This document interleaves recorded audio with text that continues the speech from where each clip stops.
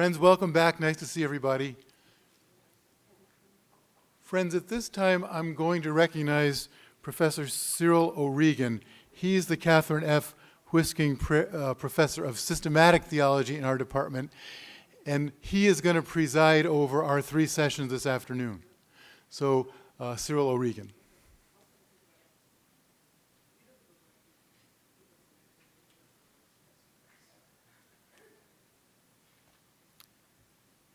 If you were here last night, Brian Daly would have told you that he was the Husking Chair of Theology. So now it looks like we've got 2. I'm the split-off version, the degenerate version, sort of, of that particular chair, so that you might as well know sort of what you're getting and what you're not getting.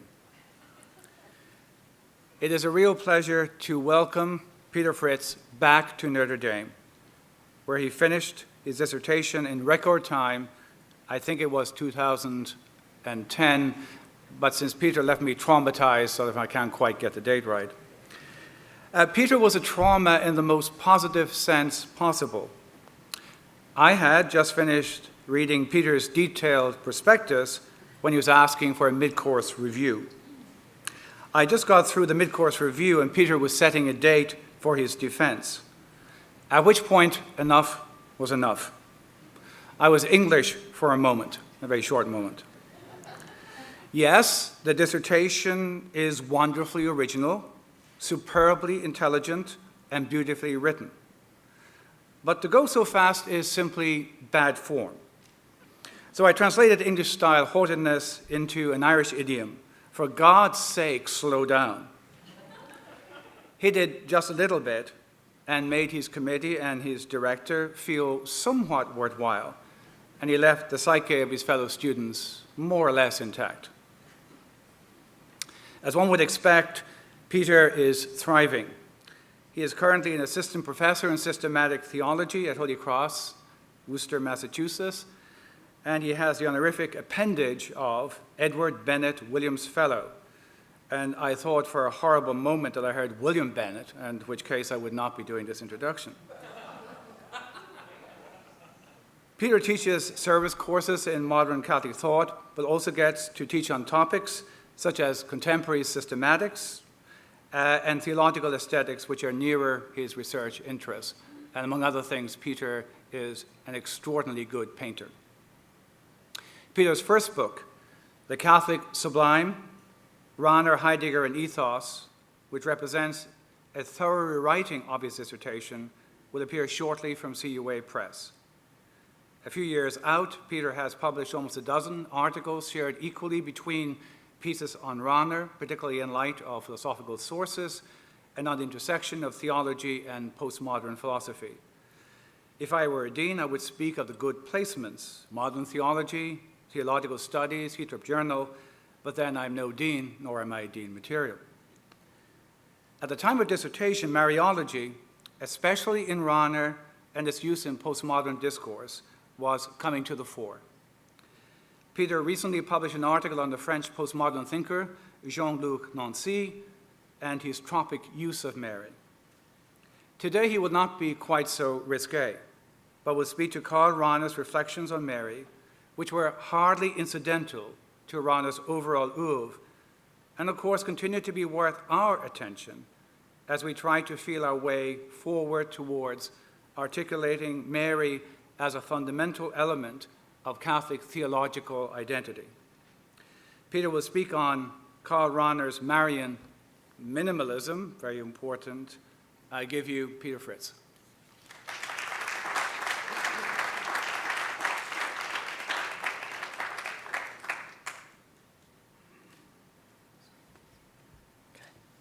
Thank you very much. Thank you, Cyril. Thank you, John. And thank you all for being here. It's wonderful to be back at Notre Dame and to be with former professors, former classmates, and actually I have a couple of former students in the audience, so that is particularly gratifying. Near the end of his life, Karl Rahner lamented the Catholic faithful's loss of Marian devotion. The marginalization of Marian devotion in post-conciliar Catholicism, Rahner wrote, resulted from human weakness even narrow-mindedness. To countervail this tendency, in his final year, 1984, Rahner contributed to a volume by Marian entitled Für eine neue Liebe zu Maria, For a New Love of Mary. I begin my paper in this way because I suspect that a treatment of Rahner, Mariology, and the Second Vatican Council must include an apologetic dimension. Rahner is, of course, most often associated with the liberal or progressive wing of post-conciliar Catholicism, and this is the wing that tended to drift away from Marian devotion. They did this in keeping with a minimalism that they thought prevailed at the council. It may seem to be an obvious inference, if Rahner is associated with these progressives, that he helped to distract them from the Marian path. He was, after all, a self-described Marian minimalist. But something else was afoot in Rahner's Marian minimalism than his marginalization of Mary, and this something else is what I'm going to explore this afternoon. I shall define Rahner's Marian minimalism through an historical and systematic account of his Mariology between the mid-1940s and 1964. I'll begin with Rahner's discussion of the Mariological problematic in a review essay from 1948. Then I'll examine the chief example of Rahner's Mariology, the so-called Assumptio Arbeit, which was never published during his lifetime. Then I'll move on to two sections with regard to Rahner and the Second Vatican Council. First, with respect to his the part he took in the inclusion debate over whether Mary should be included in the Constitution on the Church, and then one on Rahner's 1964 essay on the conciliar Mariology. My conclusion extends the timeline a bit by articulating how Rahner keeps an interest in Mary up to his death. Rahner's distinctive Marian minimalism grounds itself in his heartfelt, lifelong Marian devotion that approaches yet never fully embraces maximalism, thus avoiding excesses of both theological prose and devotional poetry, and effecting a polyvalent fullness consonant with Catholicism's constitutive ethos. Section 1, Problems of Contemporary Mariology. Rahner's theological interest in Mary, which is hitherto comparatively understated, comes to the fore in the mid-1940s. This increase in interest coincides with Pope Pius XII's 1946 letter to Catholic bishops asking whether they wished him to pronounce the bodily assumption of Mary into heavenly glory as a divinely revealed dogma. This letter seems to have spurred Rahner's engagement with Mariological questions, but more immediately of concern to him was a book that was referred to this morning, actually, by Father Thompson, Heinrich Maria Köster's Die Magd des Herrn, the handmaid of the Lord, or the servant of the Lord. This book prompted Rahner to compose a substantial review essay entitled Probleme heutiger Mariologie, the Problems of Contemporary Mariology. Why did Köster's text so interest Rahner? Karl Neufeld proposes that Rahner concerned himself with Mariology not because of university and teaching obligations, but because of the ramifications of Marian teachings in the lives of everyday Catholics. One can add that Rahner regarded Mariology as a crucial measure of the health or the pathology of European Catholic theology and life in the 1940s. By this time, German Mariology had reached an impasse where minimalists conducted Mariology only as an enumeration of previously defined propositions, while others praised Mary so highly that Rahner feared they forsook the healthy soil of the Church. These extremes in Mariology reflected wider trends in mid-century Catholicism, which in theology was dominated by arid propositionalism, and life perpetually wavered on the verge of fideism. Costa's book was, in part, a refreshing change of pace from this state of affairs. Rahner praises Costa for his balance. Costa clearly commits himself to avoiding unclear and sentimental exuberance in Mariology, just as much as a rationalistic minimalism that tries to throttle the urge of a faithful person's consciousness toward deeper knowledge of the essence and the salvation historical standing of Mary. Thus, Costa positions himself well to address the lively Mariological controversies of the 1940s. This all said, Rahner detects in Costa's book similar instabilities to other Mariologies and to contemporary Catholicism more generally. Costa attempts to determine about Mary what cannot be determined. He specifies her station too precisely, thus sharing the propositionalism of neo-scholastic theologians. And he unduly elevates Mary above the rest of the human race. He estimates her too highly as the personal apex of the world, thus reflecting the fideist trend of enthusiastic Marian piety. Rahner relentlessly critiques Costa's text, using this book as a proxy for other Mariologies.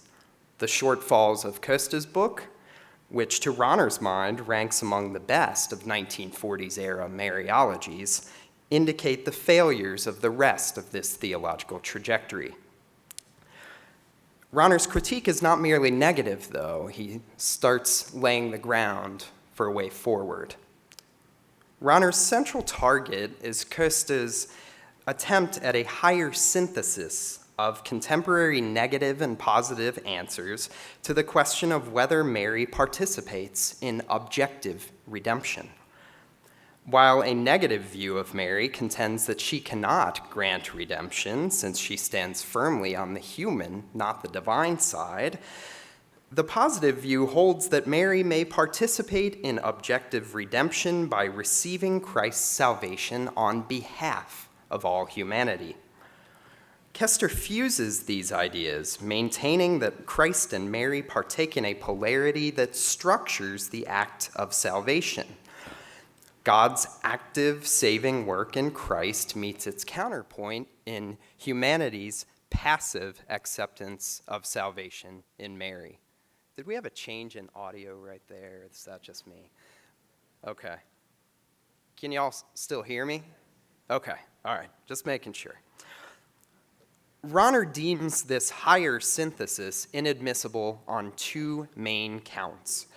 First, it attributes to Mary a role in objective redemption by illicitly curtailing the meaning of Christ's humanity in the event of salvation. And second, it misdirects the relationship between Mary as an individual and the whole of humanity.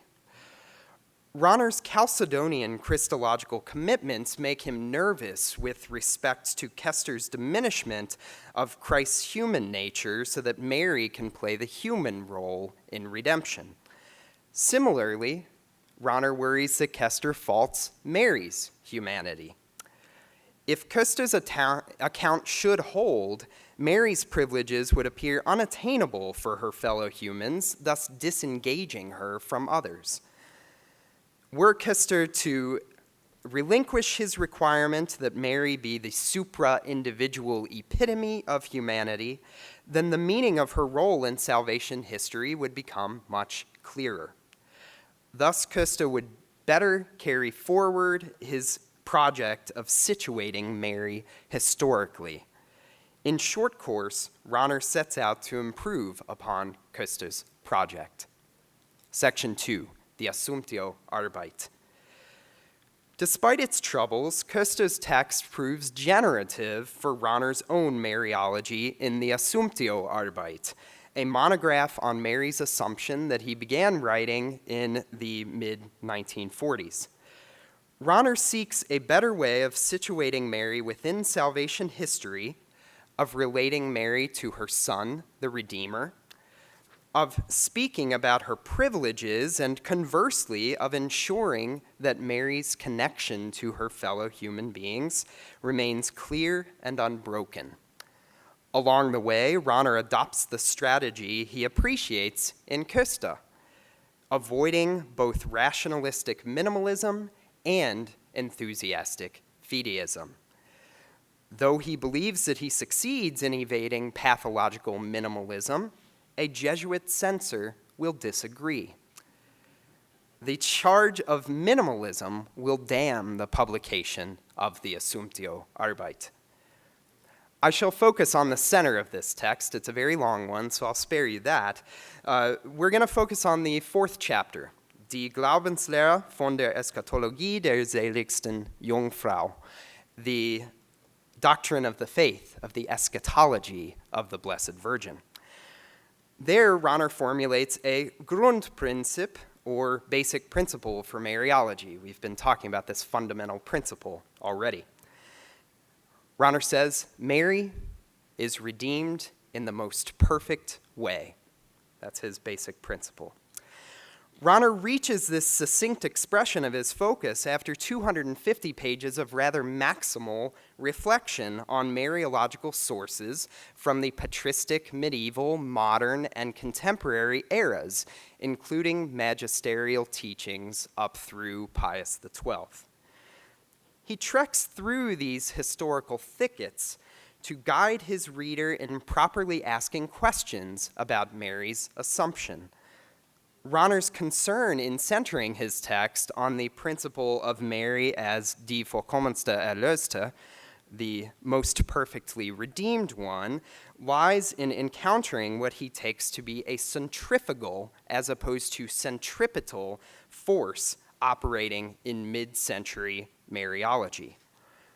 Comments from 2 other Rahnerian essays, which derive from the Assumptio Arbeit, can illustrate my point. Rahner critically remarks that, particularly with regard to the Assumption, contemporary Mariologies fail to enter more deeply into the inner meaning of the new dogma. And elsewhere, Rahner declares, all honor to the countless number of Mariological works being written today, but how many themes, important in themselves, remain unexamined? Over how many questions does there reign the graveyard calm of weariness and boredom? I say centrifugal force, then, to render Rahner's objection that Mariologians tend to flee from the theological center, that is, the mystery of redemption in Christ's death and resurrection, to peripheral matters. These matters leave behind deeper questions of meaning, thus risking a disorientation of the faithful who must contend with the difficult-to-understand new dogma. A basic principle for Mariology can help to orient not just the way people think about the new dogma, but also how they live it out. The fact that Rahner proposes a basic principle for Mariology is hardly novel. This had been going on since 1601. But he diverges from the modern Mariological tradition, and thus from Pius XII in Munificentissimus Deus, when he channels the basic principle away from Mary's private privilege toward her full integration in salvation history. The elevated eschatological index of Rahner's book helps to facilitate this shift. Whereas the conventional basic Mariological principle, Mary's motherhood, skews toward privatization, Rahner's principle does not. Rahner acknowledges Mary's decisive role in salvation history, but he emphasizes, and herein lies his minimalism, and I do have that in quotes, that one must not lose sight of the fact that Mary is one human person among many. As Luke records it, she is blessed among women. She shares in the same pilgrim journey as all human persons. The fact that the redemption of the world came through her redemption to its goal does not separate Mary from the rest of humanity. In fact, it's precisely why her redemption is not merely a private matter, but something that belongs to the conditions of our own redemption. Rahner's stress on Mary's belonging to the human race ends up underscoring her constitutive place in salvation history. Minimizing her personal privilege maximizes her salvation historical significance. In the summer of 1950, Rahner submitted a complete draft of the Assumptio-Arbeit to Jesuit reviewers at Innsbruck. He hoped that the book might appear by the time the Pope promulgated the new dogma. This did not happen.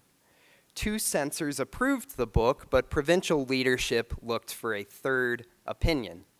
This third censor did not agree with his predecessors. Rome sided with the third censor, officially blocking the publication of the book in a notice dated 12 April 1952. The censor took exception, especially to Rahner's basic Mariological principle. It did not correspond to the scriptural evidence regarding Mary, nor was there any discernible way that it contributed to a definition of Mary's motherhood or to her office. This judgment destroyed Rahner's project. He attempted to appeal the censor's ruling with the help of his brother Hugo, but to no avail. Between 1952 and 1959, Rahner would periodically revise the book, but more pressing matters, like the coming Vatican Council, would ensure that this book did not appear during his lifetime. It was finally published as Volume 9 of the Sämtliche Werke in 2004, and has yet to appear in English. So graduate students, if you want to translate 300 pages of German, that'd be a good thing to do. All right. Later in life, Rahner facetiously mused that the censor may have spared him some embarrassment because of the outdated biblical theology that he used in the book. But this scarcely outweighs the disservice that was done by fostering the impression that Rahner was a reckless minimalist. Section 3, at Vatican II, Inclusion and Rahner's Mariology. 12 years before the opening of the Second Vatican Council, and the same year that Rahner's travails with the Assumptio-Arbeit began, Hugo Rahner published a book called Maria und die Kirche. This brilliant ressourcement Mariology goes a long way towards setting the stage for the conciliar debates over Mary. Its basic purpose is to show from the warm-hearted theology of the great fathers and doctors that the whole mystery of the church is inseparably bound up with the mystery of Mary. Hugo contends that for the church fathers and the medieval schoolmen, Mary was essentially a symbol for the church. Modern theologians forgot this ecclesiological function of Mary and constructed theologies that unhelpfully set Mary apart from the church by unduly emphasizing her privileges. Karl was not then the first Rahner to argue such a position, and he most certainly was not one of the only theologians influenced by Hugo. In fact, the fact that a majority, if a slight one, of bishops at Vatican II voted for the inclusion of Mary within the Constitution on the Church shows how far the influence of Hugo's ecclesiotypical way of thinking about Mary had reached. Hugo's ideas manifest themselves in Karl's essay, Mary and the Apostolate, from 1955. Karl forcefully argues for Mary as the type of the church, Maria typus ecclesiae. He also calls Mary a living pattern for the apostolate. But Karl distinctively reshapes Hugo's ecclesiotypical way of thinking about Mary. He reflects on how Mary as a type of the church coincides with or aligns with Mary as the most perfectly redeemed person. He comments, considered as a redeemed human being, a fruit of the redemption, There is no one who could more clearly represent what Christian existence is than the most blessed Virgin Mother of God. Karl continues, what the church is in her functioning is shown at its clearest and in its most pure, full completeness in the Mary event. Mary as typus ecclesiae and vollkommenste Erlöste coincide, revealing the proper orientation of apostolic life. Karl recommends a bounded ecclesiology patterned on Mary's giving of the Spirit through the enfleshed Word and her suffering beneath the cross of her Son. Given what I have said so far, it makes good sense that Karl Rahner would end up as Franz Cardinal Koenig's advisor at Vatican II on Marian and ecclesiological matters. And when Koenig delivers the famous speech on 24 October 1963, advocating Mary's inclusion in the schema on the church, Rahner's fingerprints appear quite patently on the text. We have in Koenig's own words that he asked Rahner to make an outline on which he later based his speech. But it is worth examining Koenig's speech itself to detect Rahner's influence. Koenig's remarks follow those of Rufino Cardinal Santos, who promotes a separate schema on Mary based on her heightened dignity, which places her above the rest of the people of God and outside the concerns of the church's pilgrim situation on earth. Koenig opens by indicating his intention not to speak against the Marian doctrine and piety expressed by the previous speaker. Nor, Koenig states, does he wish to ignore the Marian and Mariological movement of the past century, nor the 600 council fathers who petitioned for a new conciliar definition of Marian dogma. But since a majority of members of the Theological Commission, including Rahner, believe that the conciliar statement on Mary would best be integrated within the schema on the church, Koenig presents reasons supporting this case. The reasons take four forms: theological, historical, pastoral, and ecumenical. Koenig spends most of his time with 5 theological reasons, so I shall focus on these and only 3 of them, the 3rd, 4th, and 5th. Third, I always like starting a series with third. Third, although the eschatological end of the church, to which Mary pertains, ought to and will be exposed by the schema on the church, to which the terrestrial life and the soteriological function of the Virgin should not be passed over in silence. Mariology would profit from reintegrating Mary into this earthly aspect of the church.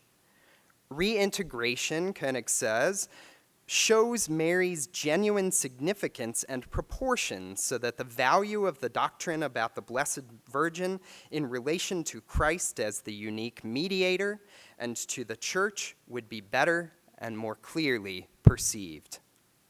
Fourth, Mary's place and office in the church is founded on her being the type of the church. Like the church, she receives everything she has from Christ and passes this on to others.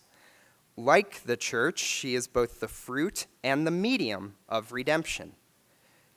Fifth, since the church cooperates actively with Christ in salvation, an ecclesiotypical Mariology will honor Mary as cooperatrix with Christ's grace.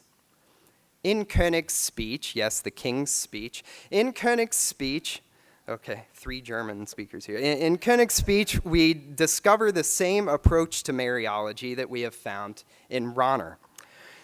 The opening statements on not contradicting Marian piety and doctrine echo Rahner's appreciation of Köster's refusal to countenance a rationalistic Marian minimalism, and Rahner's similar rejection of this minimalism in the Assumptio Arbeit. Koenig's plea to the Council Fathers to reintegrate Mary in salvation history reflects Rahner's own request from Köster to do the same. and the Apologia for an ecclesiotypical Mariology, which hardly marginalizes Mary's special relationship to Christ, coheres with Rahner's theology of Mary as typus ecclesiae. As is well known, Koenig's speech came to represent the majority conciliar opinion. Mary was included in the Constitution on the Church and was not granted her own document. Karl Rahner goes then from a younger brother admiringly appropriating Hugo's Ressource Mariology to fusing this work with his own theology of Mary as Die vollkommenste Erlöste, to momentously contributing to the conciliar debate over inclusion. Section 4, the conciliar Mariology and minimalism. Slightly in advance of the promulgation of Lumen Gentium, Rahner publishes an article in Stimmen der Zeit that promised to explicate the Council's Mariology. It becomes clear, though, that Rahner's primary purpose is to name and to mediate the conciliar contest between Marian maximalists and Marian minimalists. He develops a taxonomy of maximalists and minimalists. Maximalists advocate open theological speculation on and fervent devotion to Mary, while minimalists promote temperance. The latter group accuses the former of being cavalier, even heterodox. The former charges the latter with disrespect for the Virgin Mother of God. Rahner tries to mitigate the opposition. He argues that, soberly speaking, the substantive differences of opinion among Catholics on these issues probably are not as great as an affectively charged judgment on both sides might first think. I shall restate his thesis. Though the conciliar Mariology may look like an undue concession to or a clear victory for minimalistic abstemiousness, it is not. It expresses the vast area of theological and devotional agreement that appears when emotionally driven vitriol stops. The central pages of the article articulate a vision for pluralism in Mariology and Marian piety. Rahner contends that the representatives of both sides must, first of all, genuinely and actively realize that there are many mansions in the house of the one Father and the one Mother Church, and that it is thus necessary that it indeed would be a lack of true Catholic fullness. That was unnecessary if Catholic Mariology or Marian piety were the same everywhere. Rahner alludes to Jesus' words from John 14:2 to underscore the contrast between disputes over Mary and the desire of her Son for unity among his followers. Both sides fail to acknowledge the possibility of many mansions in the Father's house. They also seem unable even to recognize how the other side would want to reside in a different mansion. Southern European maximalists cannot even imagine how their piety and speculation on Mary grates on the nerves of Central Europeans. Central European minimalists cannot comprehend how the Southerners can be so unselfconsciously exuberant. Mutual mistrust and misunderstanding abound, militating against many-mansioned Catholicity. Rahner urges both sides not to attack one another on theological grounds, nor to accuse one another of heresy. He tenders allowances to both sides. To the minimalists, he grants that theologians can and should pronounce a no toward unbridled theological speculation. To the maximalists, he admits that the minimalists could be less cool toward piety. Rahner urges tolerant and respectful conversation that remembers the greater love that must supervene over brotherly antagonism and struggle. Rahner summarizes his position. There are different theological schools that cannot in any way, in their pluralism, be raised, that is, aufgehoben, to a higher unity. The word aufgehoben means raised, but also canceled. Rahner uses it to assert that both sides of the maximalist-minimalist debate must remain. Neither may be eliminated. Rahner implores both sides to sensitize themselves to the dynamics of their particular positions, and in the process to become mindful of how these positions square with the one truth and love of Christ. Now, it's true that Rahner identifies with the minimalists, but he says something notable to them. He says, we do not need to hide that we can be quiet, shy, and sorrowful adorers of the Blessed Virgin. But we minimalists should admit to ourselves that our theology and our devotion to the Blessed Virgin and Mother of God, who is also the mother of our faith, can and still should grow. Rahner's exhortation is provocative. It suggests that really Marian minimalism is a variant of Marian maximalism. Rahner's high-minded theology never strays from the simple devotional life of the everyday adorer of the Blessed Mother. In fact, his Marian minimalism would have no critical teeth without its bearer's intimate familiarity with Marian theology and devotion. The Marian minimalist who loses sight of this ineluctable connection to the devotional matrix of Marian maximalism will lose all orientation and perhaps all Catholicism. Rahner's statement on the conciliar Mariology antedates the closing of the council by over a year. Already, though, it defends the continuing significance of Marian theology and devotion for the post-conciliar church. Far from being a triumphalist, minimalistic progressive, Rahner shows himself to be an ardent Catholic, committed to the pluriform honor due to Christ's Blessed Mother. Stefan Hartmann is right, then, to chastise Leo Cardinal Shevchik for illegitimately accusing Rahner of reductionism. Rahner's measured presentation of the conciliar Mariology aims to maintain authentic Catholic openness and to stop Catholics' tacit imitation of a modern world built on closure. Conclusion. Dominik Matuszek notes that after the council, Rahner made a definite turn away from direct involvement with Mariology. I'll let you all pick yourselves up off the floor. He concerned himself more with atheism, interreligious encounter, and ecumenical dialogue. But Rahner still remained connected to the Mariology of his past.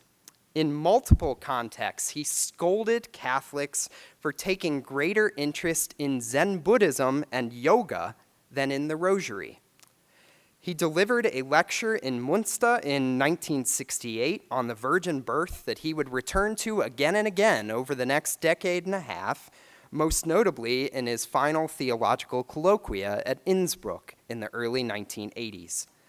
And in 1983, Rahner delivered and published a lecture on devotion to Mary that, in my estimation, is a tour de force of his entire theological perspective. I'll close with words that Rahner spoke at a colloquium in May 1983. He remarks, "When each of us prays a Hail Mary, and really from our innermost heart, then this is without question much more meaningful than all our learned talk." My talk today may not have been learned, but even so, maybe I should have just prayed a Hail Mary. All right, thank you.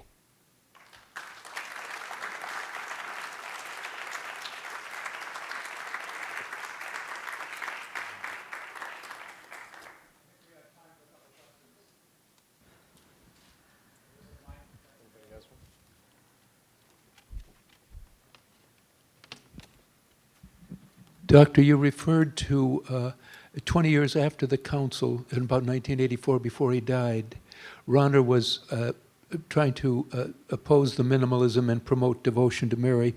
You did mention at the end there that he took pray the Hail Mary. He also, did he give other examples or suggestions on how we could resist the, when I think about it, I think in terms of our dear Blessed Mother saying, do whatever he tells you, from the fill all those vats with water, as opposed to the last of the Lord's sacraments, the Eucharist, do the Mass. So obviously the Mass is the most important thing. But then the Rosary would take the place of us brothers and priests who pray the office every day.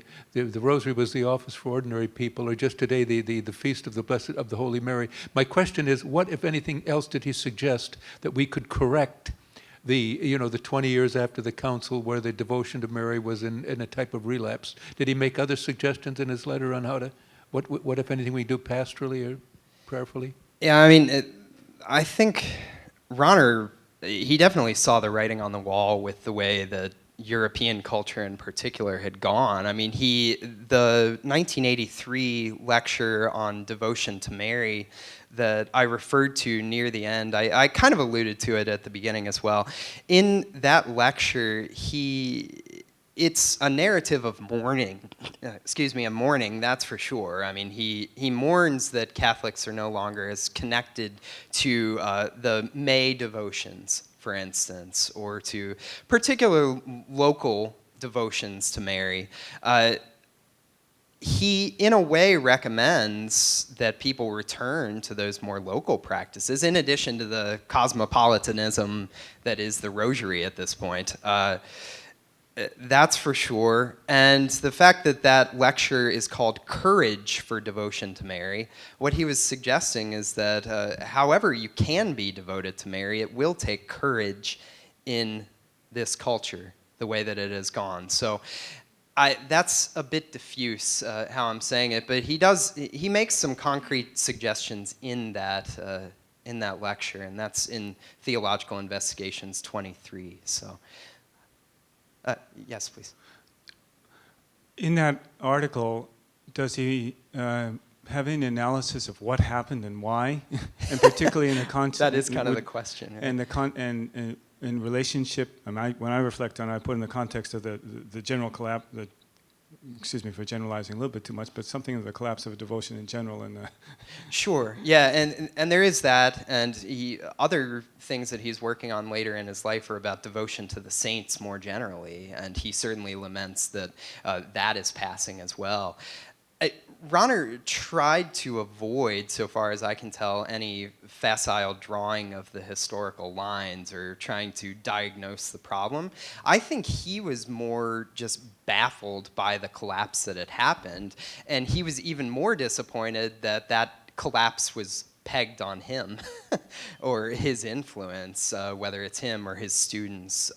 That just simply baffled him. And so I think that's where I'll leave it.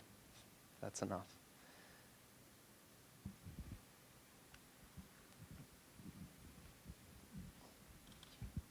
Thank you very much for this fine presentation. I Sure. was wondering, or referring to the last conference Rahner gave, it might be a misunderstanding on my part or a mistranslation. You spoke twice of adoration of Mary. Okay. Would you remember what the German term was? Is it Anbetung oder Verehrung? Verehrung. Okay, because that's not adoration. Adoration did I say adoration? Twice. Twice. Twice? Yes. Wow.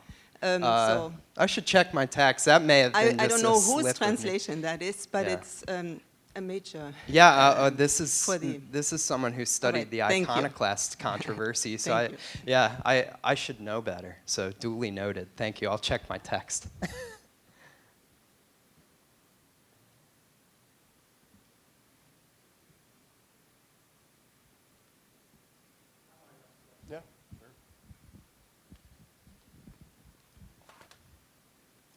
Peter, the question sort of is that can we sort of connect Rahner's assumption that devotion to Mary sort of is the given, and that therefore the argument that will be there between the maximalists and the minimalists presupposes a certain ethos in which Mary is in any event elevated. Right.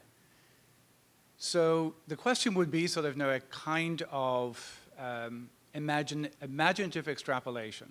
Okay. Given that the ethos itself collapses, and you can use that in two different ways. One, it goes by the board, but one collapses, and therefore the gravitational pull is towards a cultural minimalism which will be far more astringent even than the minimalism which you indicated he resisted. Right. Given his view, so that theology is always a thinking but an intervention among a retrieval and an intervention, what do you think he would have emphasized if the long life had been longer? We had after that, after all, so that the minimalism of the 1940s is elective. Right. The minimalism of the 1980s is no longer elective, it's cultural. Right.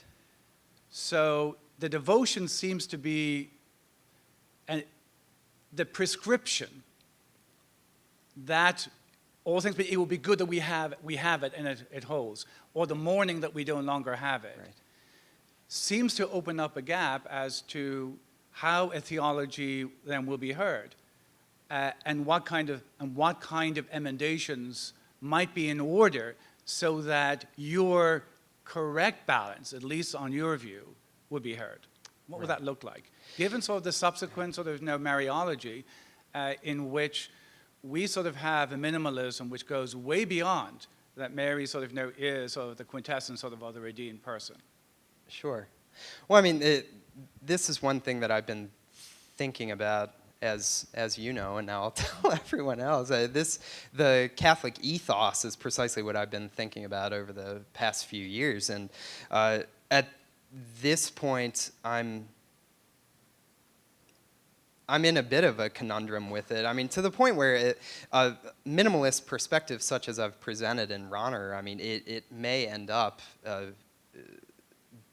being part of the problem if it's set against the cultural minimalism that you've talked about. That being said, no return to the type of maximalism that he was combating. I don't think that will work either. From Rahner's perspective, he would think that it just would be incredible to people at this point.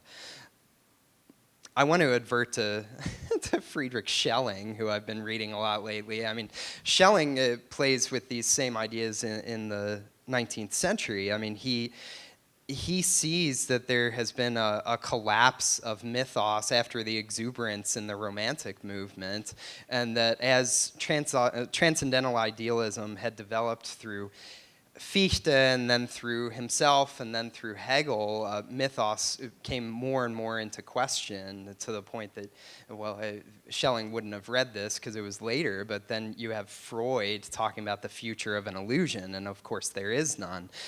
In the place of that, Schelling says, I will offer a positive philosophy, that is, a narrative of revelation.